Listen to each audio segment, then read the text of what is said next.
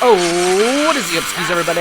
Welcome back to another episode of the GXHockeyCast, episode 155. Mark Scheifele of my little hockey show, where once a week I go through all the major news and what's happenings around the NHL, semi-focused in on the Leafs and Flames. Somehow those are my favorite teams, but I'll be discussing all 32 teams on this podcast. And the Stanley Cup Finals have begun, and it's actually been, aside from Game 3, it's actually been friggin' awesome. So we'll get into the Stanley Cup. We'll talk about some teams and their off-season future discussions and all that stuff. But let's get into the Stanley Cup Finals. It's probably why you're here. So let's discuss. Game 1. Holy crap. Awesome game. Freaking. So some of the storylines that came out of last year's finals was Leon Draisaitl was not involved very much in the finals last year. I don't even know if he scored a goal. I think they said if he did or didn't score a goal. Regardless, not a problem in this series. Leon Draisaitl gets on the board 66 seconds into the game. So the big boys came to play. You got Leon and McDavid getting on the board there. That's really good. Victor Arvidsson and Ekholm. So it's good that Ekholm is getting on the board. He is playing good. Definitely a different start to this series than it was last year. You know, the Oilers getting off to a losing the first 3 games, going down 3-0. We don't have that storyline going on. Thankfully, we got a nice competitive series. This game goes to overtime. It doesn't say who freaking scored. I forget who scored the overtime winner. My bad. Stuart Skinner making 29 saves in game 1. Pretty good performance. Making some big saves. Bobrovsky was a little bit better. He made 42 saves in a loss, but man, that game. So yes, the Oilers go up 66 seconds. They're up 1-0, but the Panthers come roaring back with the classic. There's the classic goaltender interference controversy going on here with, you guessed it, Sam Bennett. Of course, come on down. And again, Sam Bennett. What an unbelievable playoff this guy is having right now. He is just racking up the millions right now for his next contract. Someone's going to pay this guy $10+ million. I pray it is not the Toronto Maple Leafs. But regardless, Sam Bennett is having a playoff right now. He's got what? That was his 12th goal or something in this game. He's up to like 14 or 15 now. Like, he is absolutely killing it right now for the Florida Panthers, and what a time for him to be doing it as well. I mean, contract year, he's going to make big bucks. Again, just I hope it's not Toronto. So Florida, okay, so the Oilers challenge a goaltender interference from Sam Bennett. It is unsuccessful, and that leads to the Panthers getting back into the game. Controversy, you know, the Edmonton Oiler player pushed him into the goalie, and the second Bennett is fully aware of what he can get away with and what to do in that situation. The second there is contact made, he is diving into that goalie, and boom, he is down. Now, I think it was the second game where it was a little more scary looking, but obviously there's going to be a big hoopla about it, and that's kind of the discussion right now is like, if the player knocks the other player into, like, if Ekholm bumps Bennett, then Bennett's like, I'm just going to fall all over your goalie now because you touched me and now it's your fault. So I don't think that, you know, I think they should be able to play with that. Like, if they should be able to look at the contact from Ekholm and be like, okay, was that a big enough contact to send him going? Because a lot of the time you see it, he just loses his balance on his own, and then he goes crashing in. Like, it was just the contact, and then he goes and slams himself into it. Like, the contact had nothing to do with him going down. I saw the same thing in the highlight from Game 2. Bobrovsky gets bumped, and there was like a 0.5 1 second delay, and then he sends himself falling backwards, and it's like, dude, that is garbage. That is absolute garbage.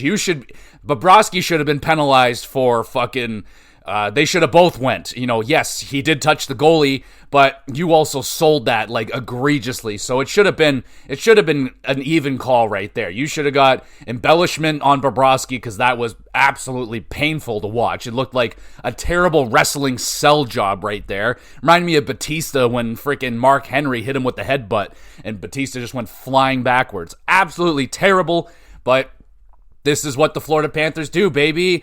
It's a gross game right now, and I really don't like the officiating's been garbage. I mean, obviously, nothing new there. We all know that the officiating is bad. Non-calls getting just terrible non-calls right in front of the referees. The cross-checking baloney right now is just terrible. Like, oh, okay, you can hit him 17 times, but if you hit him 18 times, motherfucker, you're going in the box. I'm a referee. Like, no, this is stupid. I absolutely hate the way that the playoffs are officiated. Like, you guys gotta figure out this rule book, man. Like, you are unwilling to call your own rule book, so just fucking fix the rule book so that, it's just very frustrating to watch. It's not cool. And we're watching that highlight at work, and the one guy, like, they play hockey. He's like, man, if I was going to take a run at the goalie and I touched him, like, I'm going to make it count, and I'm going to absolutely fucking run over Bobrovsky. And they didn't do that. I think it was Evander Kane, and he just lightly touched him. Barely, just a little push, just a little. I mean, if you're going to do it, man, fucking crumble that bitch. Like, you're going to do it, you're going to take a penalty, it's 2 minutes regardless, so fucking end a bitch. Absolutely. That's how Florida plays. Edmonton's got to start playing that too. You want to take guys out, you want to hurt people? Well, Edmonton's going to have to start doing that too. And they have been targeting Skinner. It is gross, man. It is disgusting. I hate that they want to do that. Like, that is literally, like, if my wife was a coach, that's the kind of stuff she would do. She's like, yeah, I would pick my worst guy on my team, send him after their best player, hurt them, and all that stuff. And it's like, yeah, that's not the hockey we want. That's not where we want the NHL to go. We were going in a good spot where it was skill beats this, and now this playoff is really showing that it's not necessarily skill, it's how dirty, how much do you want to get away, how much can you get away with, and how dirty are you willing to go. Like, that's what the Oilers are learning that they have to do, is we got to play dirtier and dirtier. And, like, I'm hearing people at work, they're like, oh my god, Edmonton's so dirty, like, they're gross, they're greasy, they're the Oilers, like, ooh. And it's like, dude, they have to. If they didn't play like that, it would be 3-0 again. Florida would be up. Like, they learned a drastic lesson last year. Like, that the Florida Panthers are dirty as hell, so you got to be dirty as hell if you're going to beat them. So, Oilers are learning, but game one, holy crap, that was an awesome game. And it's not even over yet. That shit got crazy. In the third period, what was it, 30 seconds left? Well, it says here that they scored like fucking 13 minutes left in the game. Doesn't matter. It was still epic. Of course, Edmonton was going to tie that game up, man. They will not be denied. And goes to overtime. McDavid makes a great pace, and Ekholm gets the OT winner. Oilers are up 1-0, and they're going to game two. And game two was also awesome. So that first period was as good as some of the whole entire series that I watched this playoffs, man. Like, oh my goodness. Game two, the first period had 5 goals and a shitload of penalties. Holy crap. So many penalties. The referees they lost control of the game really early, and they were trying to get control back into the game. But holy crap. That first period, man. So many goals going in.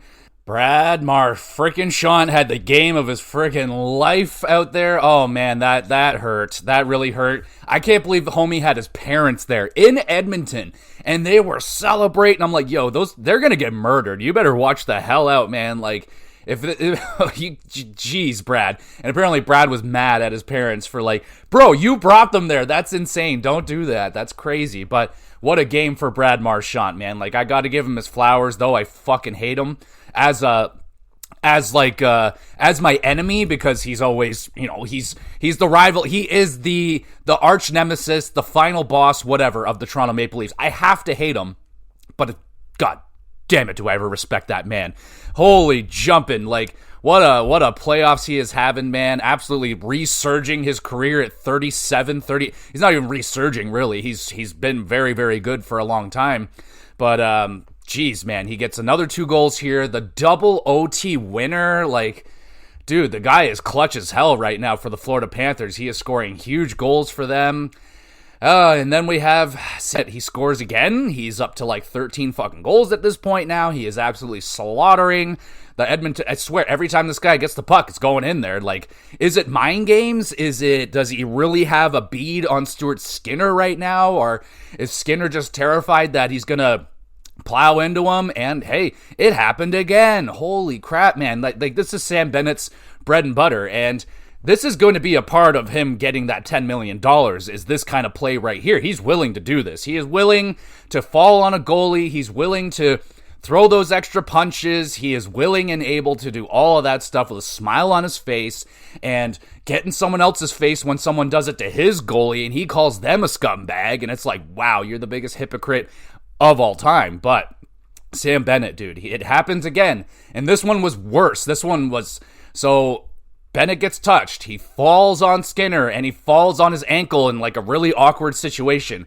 And like, I was losing it at that point. Like, for fuck's sakes, you let him do it again. He's taken out another goalie. He already took out Stolarz. And I had a huge conversation with a guy at work the other night about Stolarz. Like, if Florida didn't take him out, the Leafs are probably further in the playoffs, man, because Sam Bennett, I don't care what he says. I don't care how good of friends you are. You did it on purpose. You had a mission. You completed it. You did it, and it worked, and you beat the Toronto Maple Leafs by taking out their best goaltender. Good for you. And now they're trying to do it again with Stuart Skinner, and he almost gets away with it. Thankfully, Skinner was okay. Like, I was just, like, the way he went down, and I was like, oh, crap, there we go. He's probably fucking tore something, broke something, who knows. And thankfully he was okay. He got back up. I think he got a penalty. I wouldn't be shocked. I think, yeah, he did get a penalty, shockingly this time. Like, it only took, maybe my leg almost falling off for the referees to actually penalize Sam Bennett for goaltender interference. Like, what a joke. That rule in that of itself is one of the biggest just jokes in the league, is goaltender interference. Does anybody know what goaltender interference is? I sure as hell don't. What about a kicking motion? Does anyone know what a NHL kicking motion is? Because I've seen in what my book would be a straight up kick, and they're like, no, it's good. It's good. And I've seen straight up deflections on the Leafs, and they're like, nope, that's a kicking motion. Absolutely. Nope. Kick. 100% kick. So yeah, this league, it's got a long way to go, especially with its rules and officiating and all that stuff. And, players like Sam Bennett, like this stuff has to stop, man. I do not want my playoff hockey to turn into this. It's who can hurt the other players more, who can be dirtier. That's not what I want the playoffs to be. I want big, heavy hits that aren't, throwing a sneaky elbow. Like, no, I just want big hits, heavy plays. Like, this is going too far, and that's the referees not officiating the game. They're allowing these players to get away with 70 cross checks in front of the net. You're allowed to get away with tons of interference, hacking, slashing, whacking, smacking, all that stuff. It's just all good to go. The only things that are getting called are like straight up trips that you can't. They will miss them. They're absolutely trips that are getting uncalled for sure. But damn, dude, I'm getting disappointed in the way that how dirty it is getting, and that is becoming the storyline out of a lot of the games. That's what everyone's talking about, is how dirty Sam Bennett is, how dirty the Oilers are playing, and all. I don't want it. I don't want that to be the conversation that everyone's having. I was like, I'd rather it be about the hockey, or but. That's not what I'm gauging right now out of this series. Though I have heavily enjoyed the first two games. They were outstanding. Some of the best hockey of this playoffs was those first two games of this series. We'll see where it goes from here, because Game 3 went down a little differently, but we'll finish. Hold on, I'm not done with Game 2 yet. So Skinner made 37 saves. He is starting to. He's consistently now allowed quite 3, 4, and now 6 goals. So I don't think Skinner's playing very good. I would not be incredibly surprised if they do go to Picard for Game 4 after, Skinner got pulled in Game 3. He hasn't really played necessarily all that great in this series, so maybe it's time to put Picard in, but you also have to, remember that he hasn't played in a while now. He hasn't played since, the first round? that was a while ago, man. That was like weeks ago. So he might be a little bit rusty, and then to throw him right into the middle of the Stanley Cup Finals, it's a risk. It's absolutely a risk. It could be genius. It could be detrimental, and the Florida Panthers could win back-to-back Stanley Cups. And I wouldn't love that. I think I read it was the only the third time in 40 years that we've had a rematch in the Stanley Cup Finals. You only got that with Edmonton and the Islanders back in the day, and then Pittsburgh and the Detroit Red Wings, which was awesome. I love that series. Love that rivalry right there. That was awesome. But yeah, 70% of teams that win the first game of the series go on to win that series. I don't really listen to any of those kind of statistics, especially when it comes to hockey, where it's a one bad bounce could cost you a game, and a bad bounce, maybe a bad bounce off of a referee could cause you to lose the game, like for Edmonton in Game 3. So I didn't get to watch that game. I was working, but it was by the time I sat down I think it was the second, about 10 minutes into the second period, it was already 4-1. And I was like, oh, shit, okay. Even though it is Edmonton and they are capable of comebacks, I didn't feel very good about that one. And from what I can see, penalties was a big issue for Edmonton in Game 3, taking really bad penalties. I saw Darnell Nurse take a stupid penalty. Evander Kane took a stupid penalty, and that goes to the cross-checking thing. I watched the replay, and Evander Kane's just laying into a guy. Wham, wham, wham, cross-check, cross-check, cross-check, cross-check, and then cross-check. And it's like, oh, that one. That is a penalty right there. It's like, what about the 14 that he did before that, dude?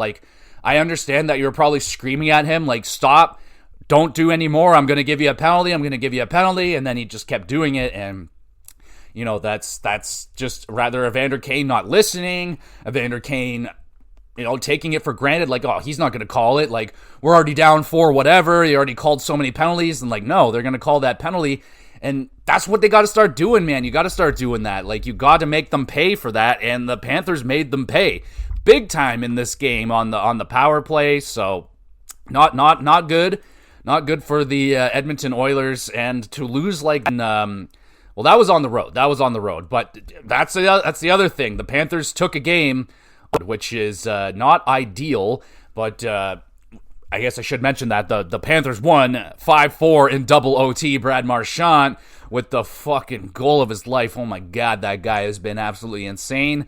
But Game 3, it's pretty much a wash. Well, Edmonton, all you can really do is try to scrub that one away, chalk it up to a really bad game, a bad night, and they got to come back strong, man. They have to win the next game. They cannot go down 3-1. You go down 3-1, it's bad. So the next game is a must-win, and that's going to be very, very difficult. Florida coming off of a 6-1 win, they're riding high. They're in Florida. Not easy to win on the road, though it seems like teams have been doing a better job at doing that. There's been more wins on the road that I can tell, but it's going to come down to the goaltending, I think. Skinner had a bad game. He is really good at coming back, though. That's kind of been his thing. He has a bad game, he tends to come back really strong, so I think chances are it's probably going to be Skinner in Game 4. It's such a hard decision, man. Like I said, you got Picard. He hasn't played in so long, and when he was in there, it's not like he was amazing. He was winning, though. That's the thing. He's 6-0.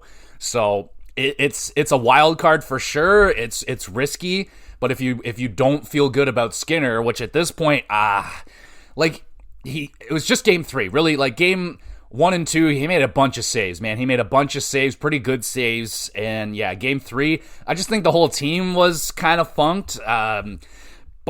The Florida Panthers got on the board, not even a minute into the game, they were already on the board. You got the crowds already into it, so that's a very difficult hole to dig yourself out of. And Florida Panthers Edmonton, there it is, just was not able to get out of that hole. I did see that the what the fuck was that referee doing, man? What are you doing there? There's so much noise in that corner. Get the fuck out of the way, man. And that legitimately, it caused the goal. That caused the goal. Edmonton couldn't get the puck out. Klingberg falls over, and it's in the back of your net 2 seconds later. what can you do about that, man? Like, again, I always push get the referees off the freaking ice. Get them off of it. Do we need them there? They don't need to be on the ice. If you're so worried about a big brawl coming out, have security. There's security. Put some fucking skates on them, and if it gets crazy, send out we'll call them, I don't know, like the security unit. There'll be like fucking 10 guys wearing all black, and they'll separate everybody. It'll all be okay.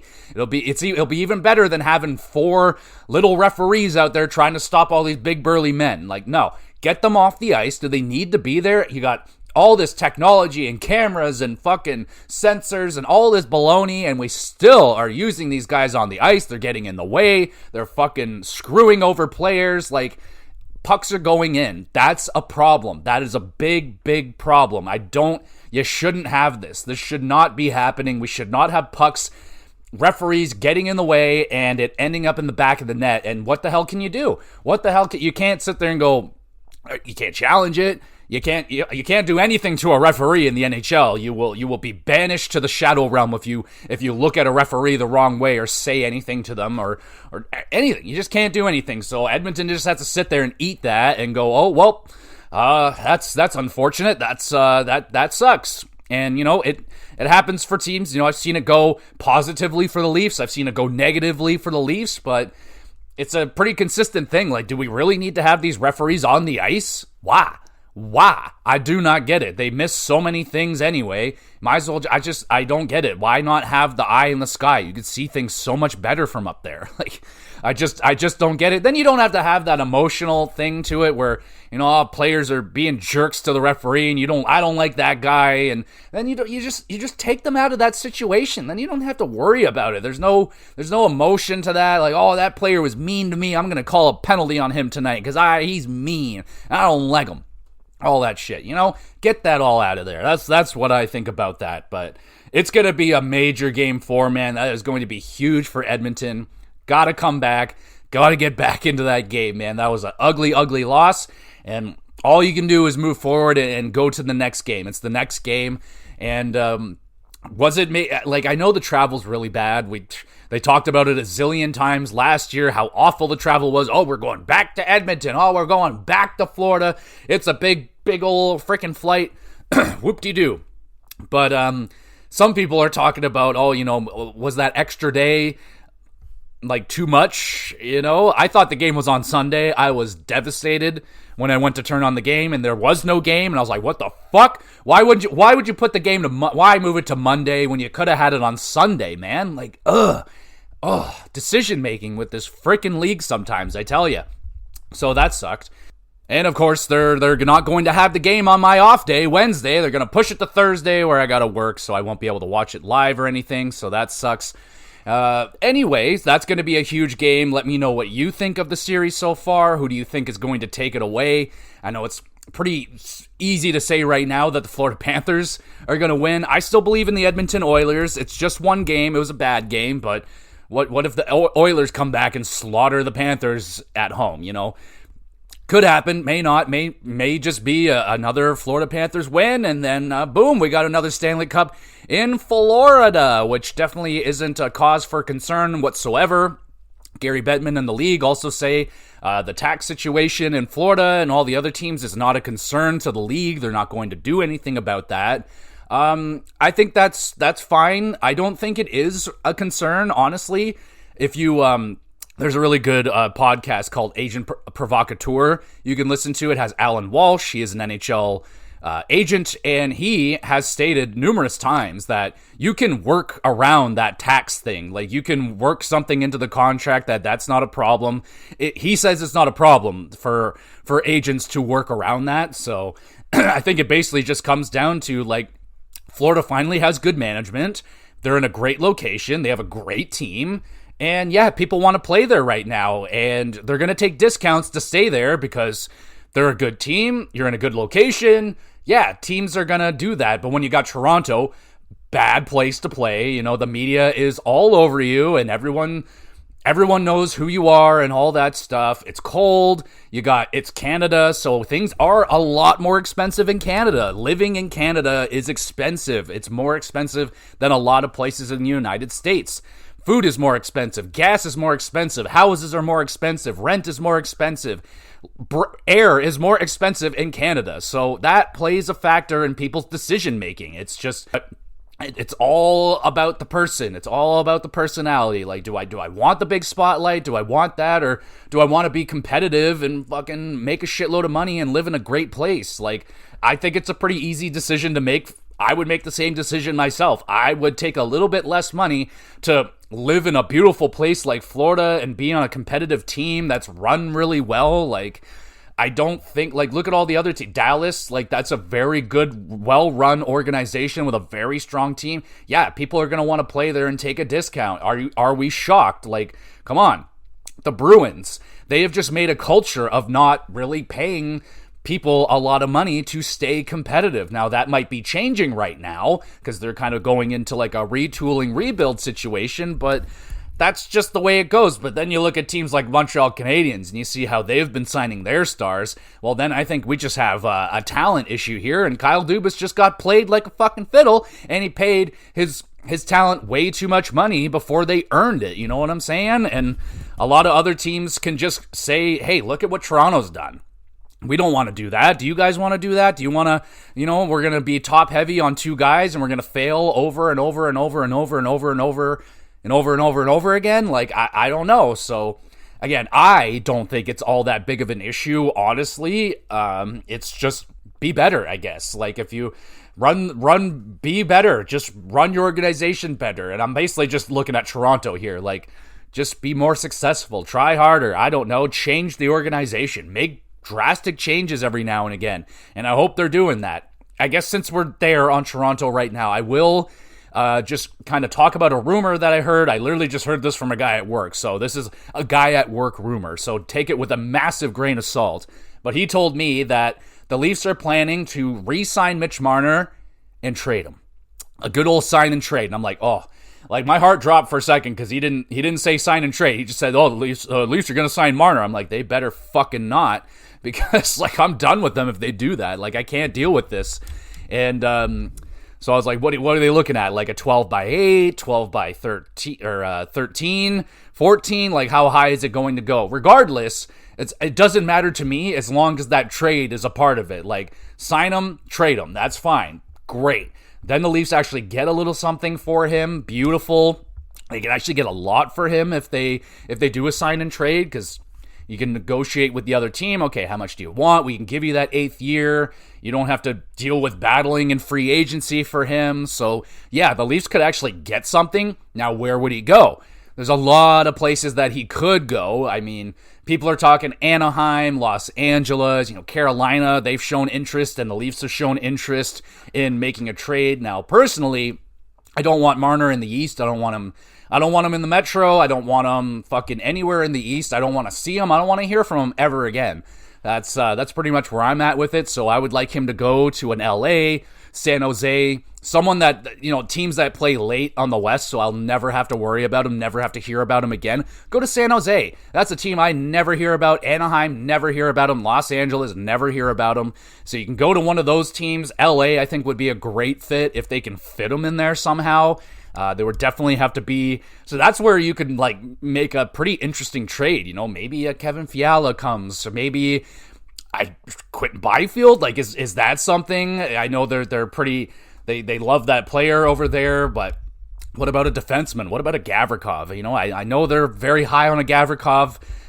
You send over Gavrikov and some other player, and then you send Marner over to LA and make the money work or something like that. You know what I'm saying? Maybe there's something there with Anaheim. They have a plethora. They've always had a plethora of young defensemen over there. Is there something they can work out over there? There's probably one young defenseman they can give up over there in Anaheim. I mean, they got so many of them, and yeah, you can get a big, bright winger for that. Yeah, it'll definitely help you get to the playoffs this year. That would definitely be a benefit for them. And I don't know. Hey, bring fucking Radkal Gudis over, and I don't know, somebody else. I don't know.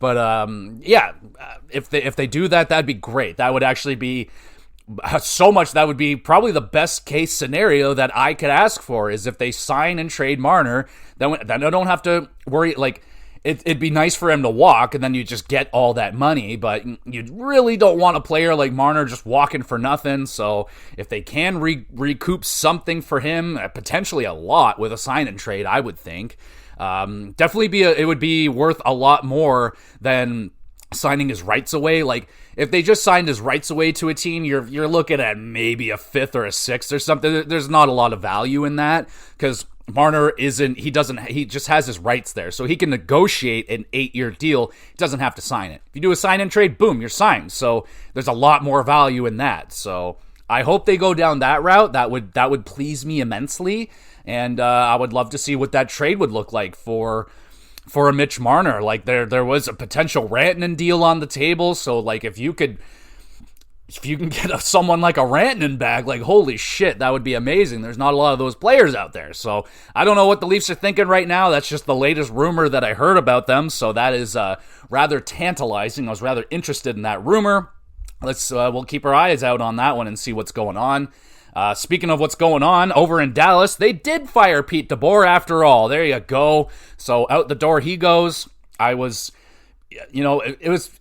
no way they could have moved on with Pete DeBoer after all that shit that he said about Jake Ottinger and sewering him and all that shit. Like, there's no way that that team is going to respond in kind to Pete DeBoer saying those kind of things about their top goaltender. So yeah, he pretty much immediately lost the room the second he made those kind of comments. Like, that team wasn't going to play for Pete DeBoer anymore. So that's the way she goes. Pete DeBoer is a phenomenal coach. I've even floated the idea of, like, hey, why don't we just fire Berube and bring in Pete DeBoer? Like, fuck it, right? Like, Berube was great. He was great. He was great, but I did not like his responses in the Game 5, Game 7, man, where he had no answer. He was just, I don't know what, I can't believe it. I'm stunned. I'm aghast. It's like, how? How are you shocked? You've lived life, right? You've seen these collapses in Toronto how many times? Like, why are you shocked? I mean, yeah, it's probably shocking to be there right in the face of it and looking at it and being involved in it and all that shit, but like, still, man, like, there was no response. There was no game plan there. So that pissed me off. I didn't really like that. Pete DeBoer is going to go somewhere, and he's going to be great for whatever team signs him, because he's always been great. He's a great coach. It's just coaches have a shelf life, and it's not very long. And like, some coaches have longer shelf lives. You're looking at the Coopers. You're looking at the what's his face from fucking Pittsburgh that just got fired. Anyway, some coaches can stick around for a long time, but eventually the message gets stale. Eventually you get tired of the same guy yelling the same thing at you. Sometimes you just need a different fucking voice. And, honestly, I think Pete DeBoer, if he didn't say those things, he would have definitely have finished out his final year. Like, that wouldn't have been an issue. And then it would have been, we'll see what goes from, if they don't win, he probably would have gotten fired anyway, because that's just what happens with teams. They just move on from coaches all the time. It's the thing to do. We just, you're fired, you're out of here, we'll get a new guy. So we'll see where Pete DeBoer lands. There are some jobs still out there. I imagine some teams are probably a little pissed off knowing that, oh shit, we just hired a guy and now Pete DeBoer's out there. Like, damn it. So that sucks. And speaking of teams that hired a coach, Boston hired Marco Sturm, naming him the head coach. So cool, that's great. He was already in the organization, so that's, a familiar face. You're going to give him an upgrade, and yeah, we'll see how he does. I'm not expecting a lot out of the Bruins this year, and speaking of that, I guess we can take a look at the Bruins and what they're looking at right now and how their future is looking and all that great stuff. So let's take a look at the Boston Bruins, who had a not very good season this year. They did not make the playoffs for the first time in quite some time, and it was incoming. I think they were playing on borrowed time for quite a little bit. Bergeron, Krejci, they both leave, and somehow they still have the best season of all time. Like, it's pretty freaking miraculous what the Bruins have done, but here they are. They're in a bit of a pickle, and they got themselves $26 million in cap space right now. That's great. In terms of draft picks, they got their first round this year, they got 2 seconds, and they got everything else. So they just got an extra second this year. After that, though, they're looking good, especially for Bruins, considering how empty their shelves are. 26, they have 2 first rounds. 27, they have 2 first rounds. So that's looking really good. And 26 is supposed to be a very strong draft. So Bruins are looking good for a team that is supposed to be on a rebuild, retool situation. So that's looking good. They don't have their 5th next year, and they don't have a 3rd in 27. I think they could easily recoup those assets and all that stuff. There's some things they could sell on this team if they want to. So at the top, those are forwards. All right, let's start with the forwards. You got David Pastrnak. $11.25 million, an absolute bargain for what he provides for the Boston Bruins, and he is by far their MVP on the team. He leads the team. He's like 40, 50 points ahead of the next guy scoring-wise on his team. Though it was a down year for Pastrnak, can you really blame him? You look at the guys that are around him. He doesn't really have a center that's great for him anymore. He doesn't really have anyone on his wings, so it's kind of a one-man show there, forward-wise, for the Boston Bruins and David Pastrnak. But he's still getting the job done. This season, 82 games, played a full 82. Holy shit, he did good. Never mind. Wow. 43 goals, 63 assists, 106 points. That's 3 years in a row he's cracked over 100 points, 113, 110, 106.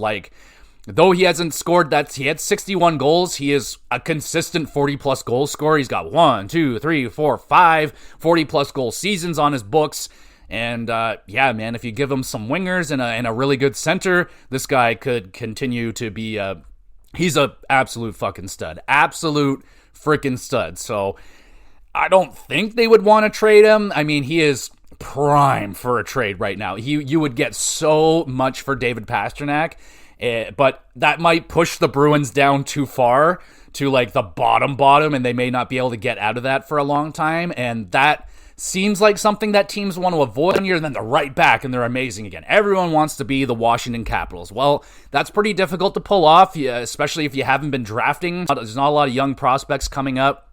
So you have David Pastrnak. He's locked in. Don't have to worry about that guy unless he says he wants out or something, which as far as I know, he doesn't. So David Pastrnak, good to go. Then you got Elias Lindholm, and that's been a bad contract and not a really good fit. $7.75 million, and he's about a 40-point player, and that's not good. He is not the player that he used to be in Calgary when he was playing with Gaudreau and Tkachuk, so, it really looks like that he was being held up quite a bit by those two players, and he has not been the same player ever since he got off of that line. And he has been struggling, and the Bruins are in, and in fact, it's probably going to cost them, and I don't think they would love to do that. They have Casey next. Yeah, this year and next year, right? Yes, okay. So, not bad. I mean, he's a pretty decent player, 26 years old, former first-round Beck. He's been moving around a bit now, so he went from Buffalo to Colorado, from Colorado to Boston, and now he's here. So I could see him playing a decent second line role for them, though he didn't really fit in all that great with the Bruins. It's a small sample size, 18 games, he only had 6 points, so that's a point every 3 games. I don't think that's very good. I imagine he's going to do better than that once he gets a training camp underneath him and all that stuff, but he could easily be a trade target for the Bruins as well. They have Pavel Zacha, who's been a decent player for them. He's had some better years, but $4.75 million for the next 2 years. Again, that's a guy they could potentially trade at some point. Maybe not this year, but next year. They have Mark Kastelik locked in for 3 years at $1.57 million. That's a pretty good deal. How did he do for the Bruins this season? Let's take a look here. The Boston Bruins in 61 games, he got 14 points, 5 goals, 9 assists, 106 penalty minutes. So it seems like this is kind of their resident, maybe Brad Marchand replacement. We'll see how that one goes. They have Matthew Potros, who's one of their young guys. He's got 1 year left, and then he's a restricted free agent. They got to figure him out. He's shown flashes of being potentially a first-line center for the Bruins, but maybe they pushed him a little too early. He's 21 years old now.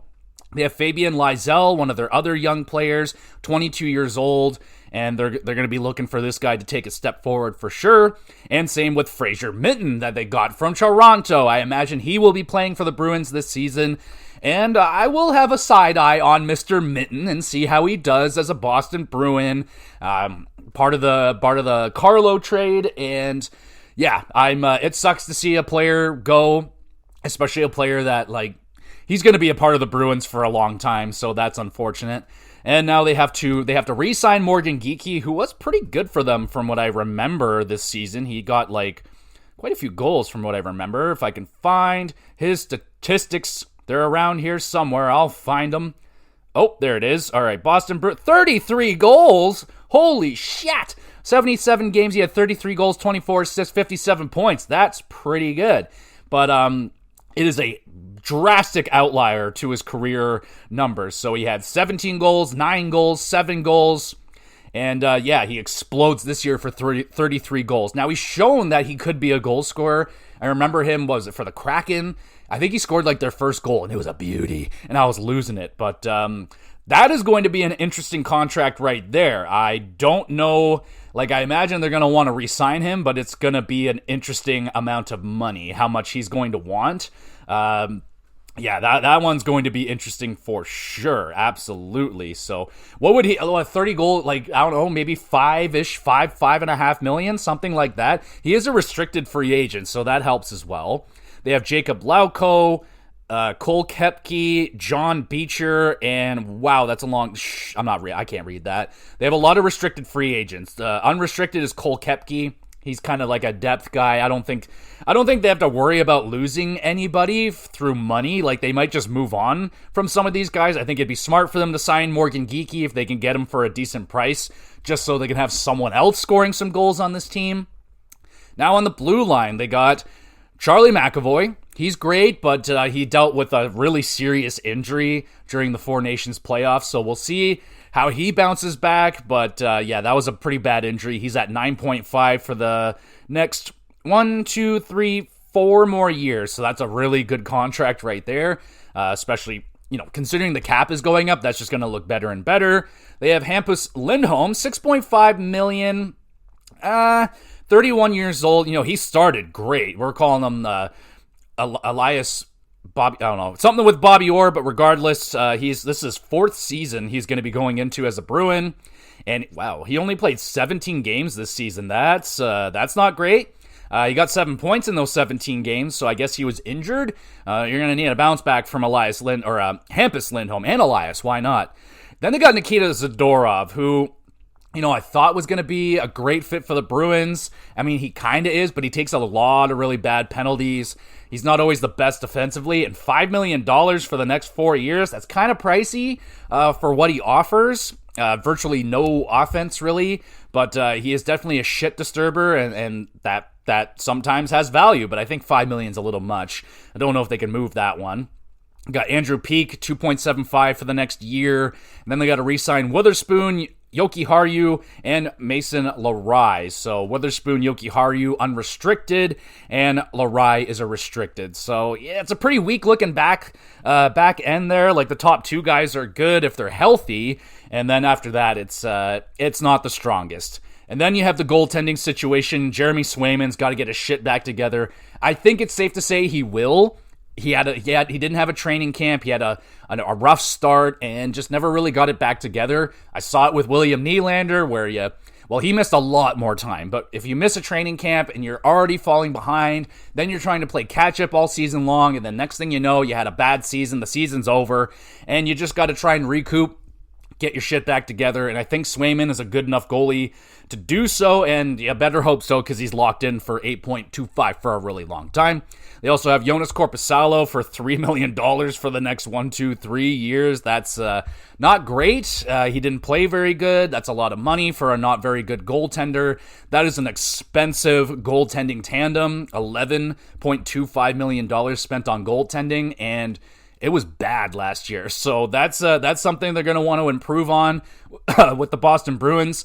The way that I see this team right now, they're definitely not going to be making playoffs unless Jeremy Swayman and Pasternak and McAvoy go the fuck off. Like, they would have to, I don't even think, even if they probably will go off, and it still won't be enough. I think the back end is really weak. They don't have much for offense. And outside of Pasternak and Geekie scoring 30 again, I don't think you can necessarily rely on that happening like consistently year after year. So I wouldn't bank on that one. That's just me personally. But yeah, the Bruins got some work to do. They have $26 million to play with. So they maybe they could sign a Mitch Marner. Like, is that a possibility? Like, I don't think it would be a good idea. You already have David Pastrnak. I mean, I think Pasternak's a right winger. It says he can play left, right, but that'd be a pretty deadly wombo combo. Marner, Pastrnak, yuck. But yeah, man, I don't think the Bruins are going to be making playoffs this year. I don't think they plan on it, considering how many first-round picks that they have, and this year's draft is going to be pretty hefty. So I imagine the Bruins are, I'm not going to, well, I think they're going to tank. They're going to try and tank. I think Swayman and Pastrnak are going to try to prevent that, and I think they'll do a decent job. I imagine they'll fall somewhere in that 20 range, 18, 19, 20, 18 to 22. That's where I think they'll fall, somewhere in and around there. But they're still a off season. So again, some of these teams I might have to come back to and be like, all right, so they added this guy, they added that guy, they made this trade, that trade. So yeah, I might be a little bit premature, but that's okay. We're only going to do a couple of teams, so that's all right. But that's the Boston Bruins right there. Let me know what you think about the Boston Bruins, where they're going and how their team looks.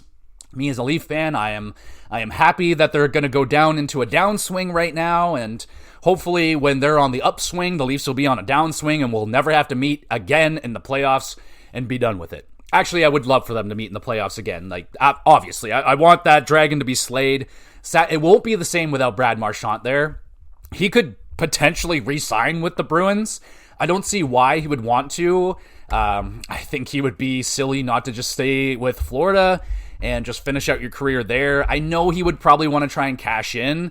It wouldn't be a bad idea. If a team would want to offer you $8 million, he would also be kind of silly not to take it.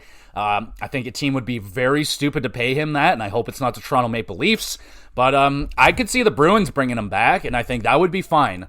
You want to finish out your career here, man? That's fine with us. If you happen to have won a Stanley Cup with Florida, that would just make it all the more sweet for him.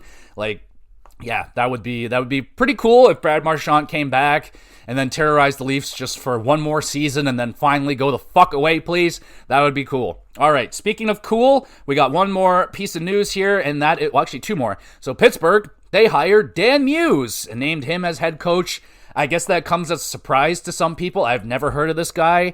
So it seems like a new name on the block, and that's great. I love new names on the block. That's great. So, congratulations, Dan Muse, and good luck, man. You got a tough task ahead of you. You don't have a very good team, but you get to coach Crosby, Malkin, and Letang, so that's got to be a bucket list moment for you right there. So that's pretty cool. And then the final piece of news I'll touch on is TJ Oshie is retiring. And man, lots of great memories with TJ Oshie. TJ Soshi, that's probably the one he'll be known for the most, but a hell of a player, man. Hell of a player. Really hard-nosed player. He always getting into the muck. I was a big fan of him. Really liked him in Washington, liked him in St. Louis, and I think he finished off in Washington. So yeah, really strong career for TJ Oshie. I'm pretty sure he got that Stanley Cup with St. Louis. I'm pretty sure he was still there for that. Hopefully he was, but yeah. But I think that's an episode, folks. We'll call it a short one this time because I've convinced myself I don't want to go too far down the team off-season thing until we get to free agency, so then I don't have to redo all of them, because I would inevitably have to redo all of them. But just to let you know, the ones that I have done so far is Carolina, Dallas, and now the Boston Bruins, so we're not very far into it. But if you have a team you would like me to cover, send in a message you can drop a comment on Spotify. I upload all of these episodes to the YouTube channel, GamerGX Videos, so you can drop a comment on one of the videos, send in suggestions, all that great stuff. But yes, we are in fact done the episode for today, folks. Can't wait for game fucking 4. It's going to be massive. Edmonton has to win that game. If they don't win, Florida's winning the cup. I'll put that stamp on it right now. If they don't win Thursday, it's Florida back-to-back Stanley Cup champions. It's done. It's done. That's where I'll put a dollar on it. There you go. So there's that. And in terms of what else we got going on with the podcast this week, it's a big week in wrestling. I got double pay-per-view review out there. You got Money in the Bank and Worlds Collide, so you can go check that one out, please and thank you. That'd be awesome, along with your weekly recap. So if you need to get all caught up before the pay-per-view, we got that recap there for you, let you know what's been going on, and then you can go into the pay-per-view reviews and choose which one was the better one. One was clearly better than the other one, in my opinion. One was a little bit disappointing, honestly, but you can hear all about that in the review. I did a Death Stranding review on the GamerCast last week. This week, I still haven't made a decision on what I want to do yet. So rather, it's going to be a Switch episode. I'm going to talk about the Switch, all the things that I love about it, or I'm going to break down the video game conferences that went by. There was a PlayStation State of Play, an Xbox One, and a Summer Game Fest. There's a lot of games shown off, a lot of new games, a lot of hype, and some new hardware and all that shit, so I could break that one down. It's going to be one of those two, whichever one I find the time for. I haven't looked into like all the announcements and stuff, so I don't really have it all together yet, but the Switch I can just do. Anyway, it'll be one of those. You have the WrestleCast as well. I don't think there's any pay-per-views this weekend, hopefully, and if there are, I'll have a pay-per-view review out there for you, so there we go, everybody. One more time, you the best, thank you so much for listening. You want to be even more the best? Make sure you're reviewing the podcast, share it around with a few of your friends and enemies, give it a nice, honest, fair review. Got any constructive criticism? Just, be constructive about it. That's what it's all about. If there's something I could do better, please let me know, and all that great stuff. And there we go, everybody. Another episode. We'll be back again with some more GX Plus games.